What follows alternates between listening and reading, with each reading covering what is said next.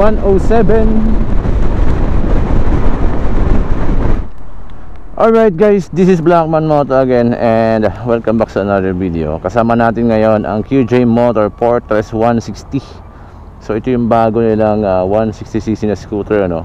So last time may vlog tayo nito about features and specs. So this time ay test drive naman tayo at alamin natin ang kanyang performance. At bagitin natin yung mga first impression natin dito kay Fortress 160. At siya po ay keyless, ano, the remote. Kagandahan dyan, may answer back system tayo. Alright, madali natin makita kung nasa yung unit natin, no? So sa looks and design, wala naman tayong masabi, no? Hindi siya nagkakalayo kay PCX 160 ni Honda. But of course, may sarili siyang identity din, ano? Kasi siya po ay naka dual channel ABS. Then yung looks niya sa unahan, patusok yung kanyang design. Aggressive yung kanyang headlight, naka projector light tayo dyan. So of course, so natin patagalin pa, sakyan na natin. Hindi natin kailangan yung remote kasi na-open na natin, no? Kailangan nating buhayin yung ating meter panel. At yan po ang kanyang introduction, QJ Motor. At makikita naman natin yung ating meter panel display. Napaka-informative, lahat makikita natin dyan, no? So naka center stand boot natin yung semento, no? Naka center stand yan. Pag binabahan natin yan, pag start ng unit, same lang ng mga scooter din, ano. Alright, yung idling system natin, pwede nating i-on, pwede nating i-off, depende naman sa inyo, eh. Then may passing light tayo, may hazard, maganda, may hazard tayo, no. So kanya pong handlebar is naked handlebar. So let's go. Let's go. Ingat tayo, no.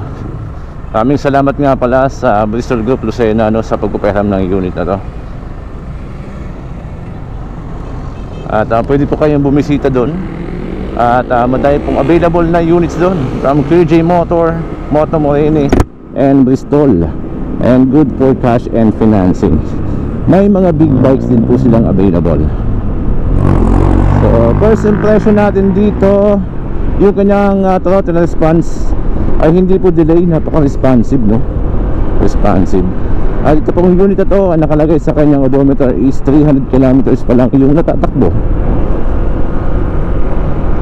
Then next is yung ating riding position. Okay naman yung pwestuhan ko dito, 5'11" tayo na reference. Pwede akong mag-extend yung aking binti, di ba? Aking paa, kung tayo nangangalay, pwede natin i-extend. Yung kanyang upuan, malambot yung kanyang upuan.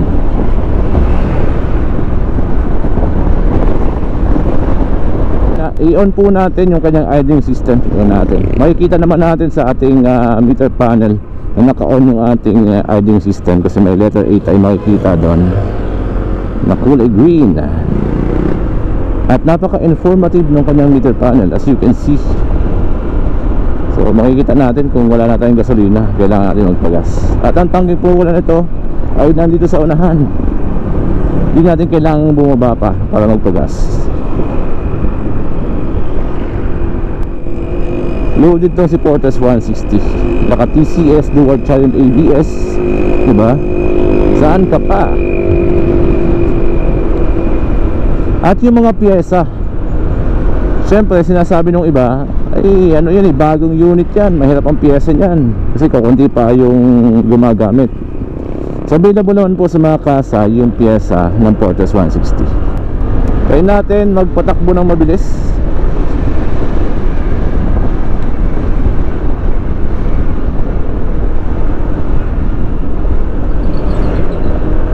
Alright, kagandahan sa mga scooter, no? Chill na chill ka lang, di ba? Kahit mag one hand ka, okay lang, pahinga yung kamay mo. Kasi kapag manual, katulad nung ginamit ko kayo na yung Venturi 500, wala eh, di cambio, which I prefer din naman kasi mas challenging sa akin yun. Yan po yung kanyang busina. Nakakatuwa kasi napaka-responsive ng kanyang throttle. Hindi delay.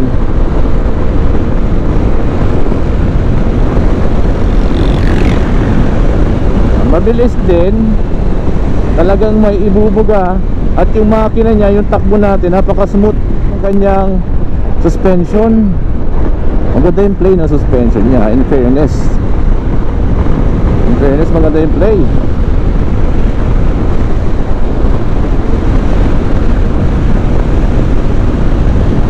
Buti natin ng 100.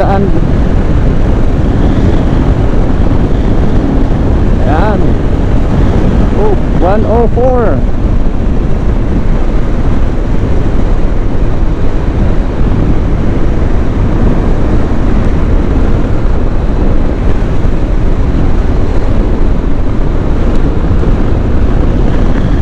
Ayos. Kahit medyo malakas yung hangin, yung preno niya oh. So tayo po yung naka dual channel ABS. Woo! Yung kagandahan kapag tayo po yung naka ABS, yung preno niya talagang maaasahan natin no. Hindi lang malakas kasi siya po yung naka dual disc brake. Bukod pa doon, yung safety talaga ng rider. Hindi tayo basta-basta itutumba kapag mga biglaang ganun no, di ba? Tumitigil ng smooth, mapipigilang ilak yung ating disc, di ba? Yun ang purpose ng ABS eh.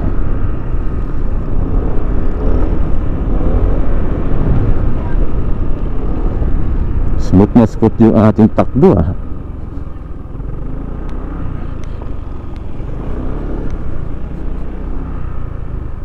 Di ba? Oh, kahit sa ganitong matagtag na kalsada o bako-bako, hindi siya masyadong matigas. Ang lambot ng kanyang suspension. Okay na okay. So that's my impression ha. Disclaimer lang, iba't iba tayo ng masasabi regarding sa unit. So disclaimer lang, ito po ay personal preference ko. Lahat ng babanggitin ko dito, aside from features and specs, yung performance ito is my personal preference. Baka sabihin nyo, dahil pinaraman unit, ibibida natin. Hindi, I'm just saying the truth lang naman eh. At kung ayaw nyo maniwala, bumili ka ng unit para matesting nyo. Woo! Sabi, okay na okay yung takbo nyo. Mabilis. Yung siya po ay naka-hybrid na makina.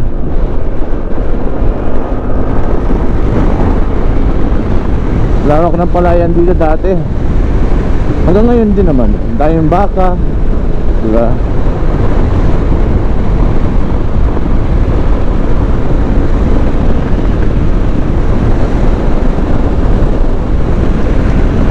Woo! Isang kagandahan dito kay Portus 160, kaya sabi ko po sa inyo, yung kanya pong braking system. Sulit na kanyang braking system, no?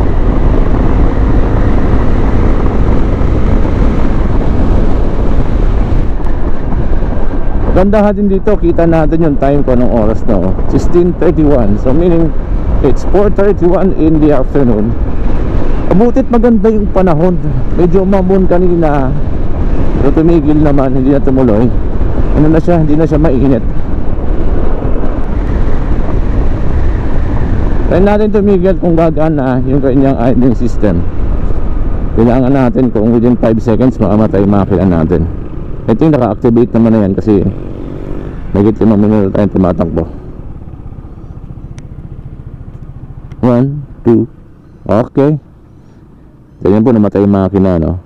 And then nagpa-pop up yung ating idling system indicator sa ating meter panel. Then pihit lang tayo ng throttle. Alright. Kuha. Saktong-sakto, di ba?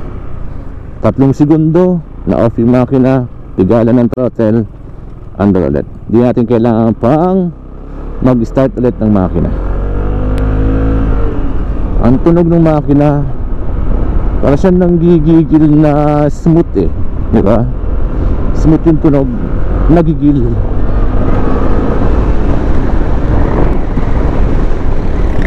So yung tangke nito, yung gasolina, malaki. Kung ako hindi nagkakamali, gumot ko lang eh. 8 liters yung kanyang fuel tank. Malaki yan. And then sabi po ni UJ Motor, ito po ay nag-average ng 45 kilometers per liter.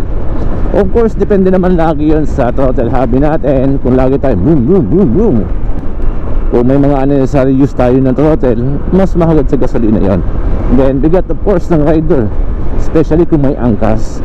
And then yung ating pong road condition, kung lagi natin dinadaan sa paahon, ay mas mahagad din sa gasolina, mas mata. So kung makuha po man natin yung 45 kilometers per liter, ay panalong panalo mo, napakatipid nun.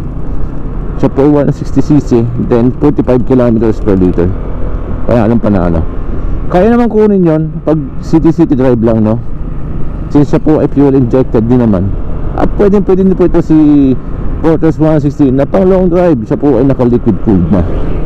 At dahil siya ay 4 valves, ay ganun po yung lakas ng kanyang makina.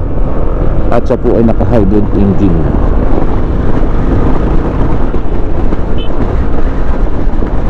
Kaya niyang habulin. Si Porter's 160 po ay kaya humabol ng Pajero. Diba nakakatuwa yung kanyang takbo, napaka-smooth. Dahil ang Pajero po ay 4 wheels, kaya maiwan tayo.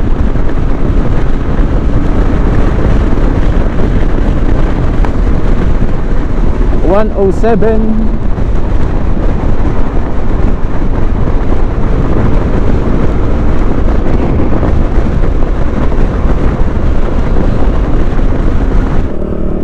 Alright, that's first impression natin kay Porter's 160, ano. Yung kanyang throttle response is responsive, accurate, ano, hindi po delay. Then yung kanya pong performance, napaka-smooth ng makina niya, napaka-smooth ng takbo. Kahit umabot tayo ng 109 kilometers per hour yung takbo natin. Then yung suspension, nakakatawa yung suspension, hindi siya matagtag. So yun po yung masasabi ko dito kay Porter's 160. At yun po ay personal preference ko lang, ano. Kapag ginamit yung unit, iba po yung inyong ma-experience. So iba't iba naman tayo ng komento pagdating sa ganung bagay. So in sum total, okay itong si Porter's 160. Kanyang meter panel, siyang tablet, no? Tablet na maliit.